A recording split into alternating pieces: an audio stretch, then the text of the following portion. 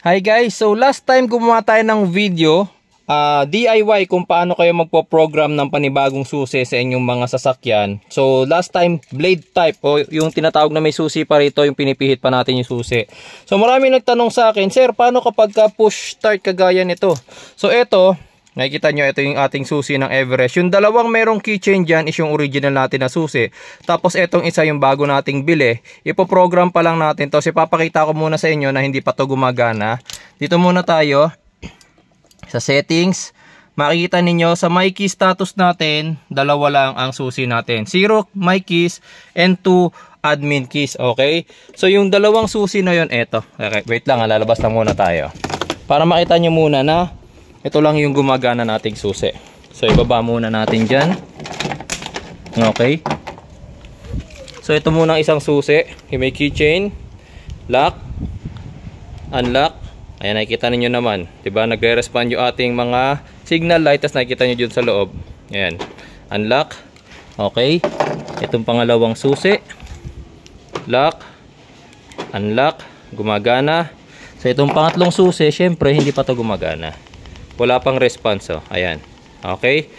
Okay? So, pasok muna tayo sa loob. Ngayon, guys, tuturo ko sa inyo. Ito, napakadali na proseso. Murang-mura. Bibili lang kayo ng key fob ninyo. Ilalagay ko yung product link sa video description at sa pin comments. Tapos, kayo na yung mag-program. Sa mga magtatanong nga pala, yung proseso na to, para lang sa mga meron pang dalawang susi.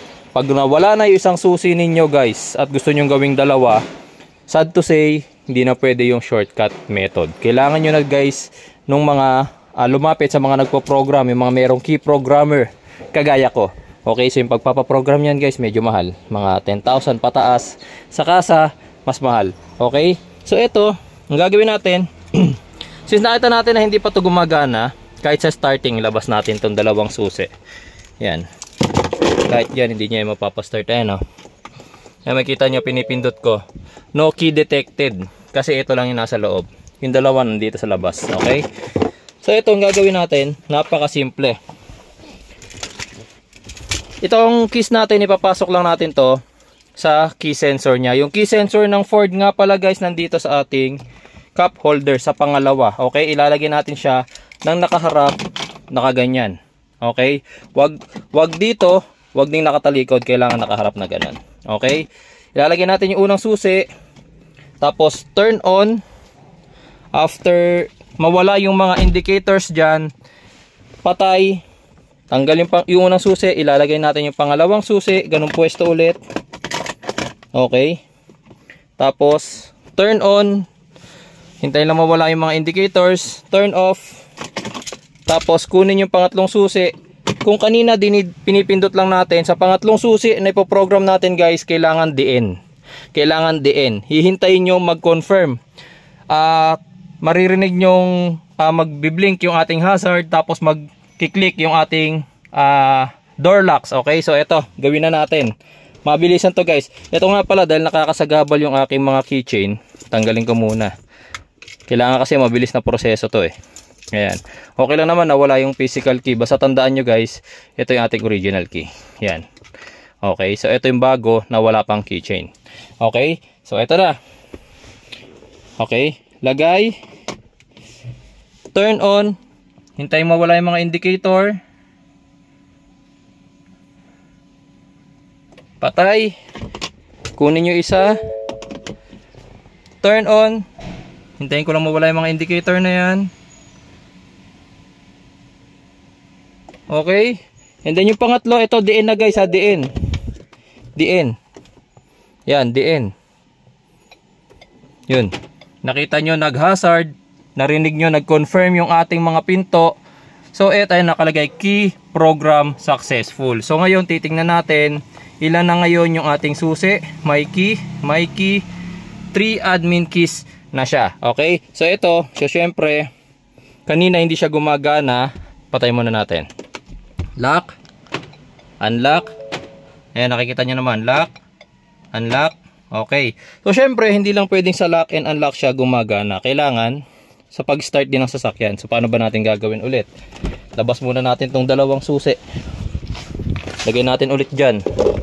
ito yung susi natin kanina na hindi gumagana, 'di ba? So ito lang yung nasa loob, yung dalawang susi. Ayun. Okay? So start natin yung ating sasakyan. Dali. Turn on muna natin. Ayun, na-turn on na nga natin siya, oh. Yung ma-turn on mo pa lang ignition, guys, indication na yon na successful na yung pagpo-program. And then, pag pinindot pa natin, inapakan ko yung brakes, then start. Ayan. So kaya na niyang pa-startin yung ating sasakyan. Syempre, lahat ng functions ng mga original na susi nagagawa na rin itong duplicate na to. So kapag sa Ford nga pala, pag diniinan nyo yung lock button, nagsasarado yung mga bintana niyan. Wait lang. Ayan, kagaya niyan. Nagsara. Actually, isa na lang kasi nakabukas Pero kung nakabukas yung apat, ito, idiinan nyo naman yung unlock, bubukas yung apat na bintana niyan. Yan, wait lang natin. Ayan. Bubukas yung apat na bintana, pati yung ating sunroof bumubukas. Aangat lang pala, hindi pala bubukas, okay? Pagka isasara nyo naman, diinan nyo lang ulit. Ayan. So syempre lahat ng function ng ng original na susi kaya nang gawin nung duplicate natin, pati dito sa liftgate. Ayan. Sa liftgate. O, di ba? Okay, so kaya na niyan lahat. Ganun lang, guys. Napakasimple lang mag-program ng susi. Hindi nyo na kailangan pumunta sa mga nagpo-program kagaya namin. So makakatipid na kayo. Sa mga magtatanong saan mabibili yung susi, yung ating remote key, ilalagay ko yung product link sa video description para kayo na ang mag-program, guys. Remember, para lang to sa mga naka Ford Everest, Ford Ranger. Itong proseso na to sa mga naka push start, applicable to from 2019 hanggang do sa mga naka next gen. Okay po?